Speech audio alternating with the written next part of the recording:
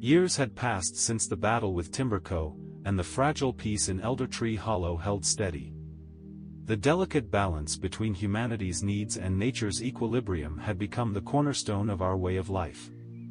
The village thrived, and Elder Tree Woods flourished once more, its scars fading into the past. But not all embraced this new harmony. Among the lumberjacks, a faction had arisen, resentful of the changes brought about by our efforts to protect the forest.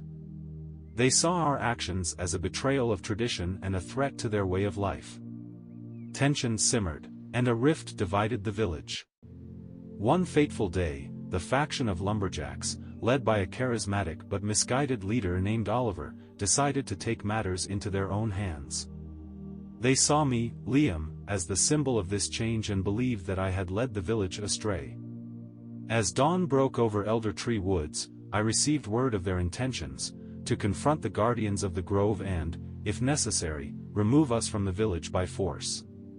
I knew that I couldn't stand by and watch a conflict erupt once more within the heart of the forest.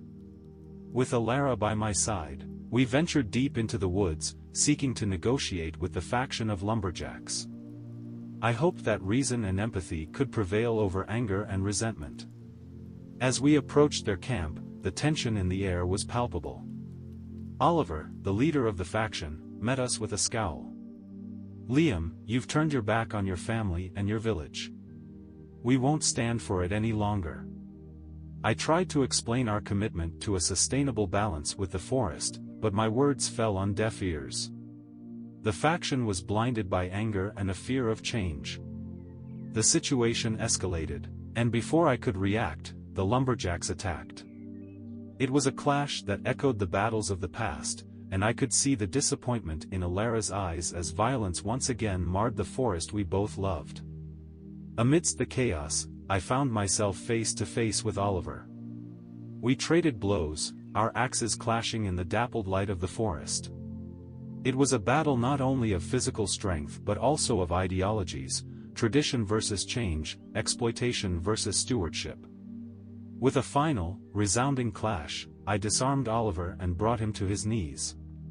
I could see the struggle in his eyes, the realization that the forest was worth protecting, that our actions were not a betrayal of tradition but an evolution of it.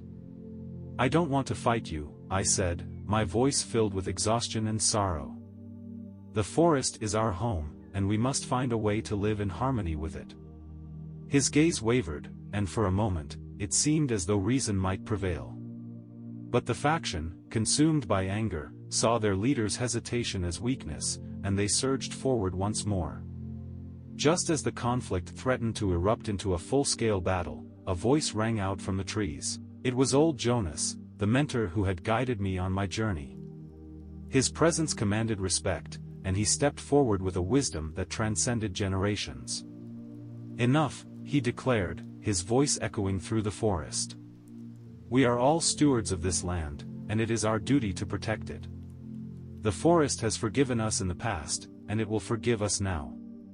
We must find a way to coexist, to honor our traditions while also nurturing the woods that sustain us." His words hung in the air, and slowly, the tension began to dissipate. The lumberjacks lowered their weapons, and a sense of understanding began to emerge.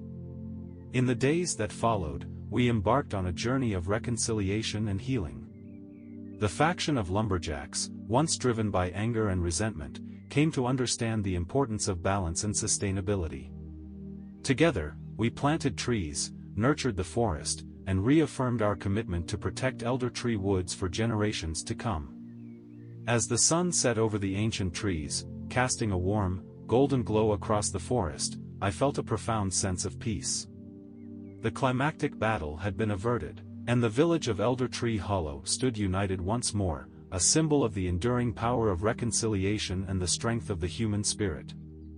In the end, we had learned that the true battle was not fought with weapons but with understanding, compassion, and a commitment to finding a sustainable balance between humanity's needs and nature's delicate equilibrium.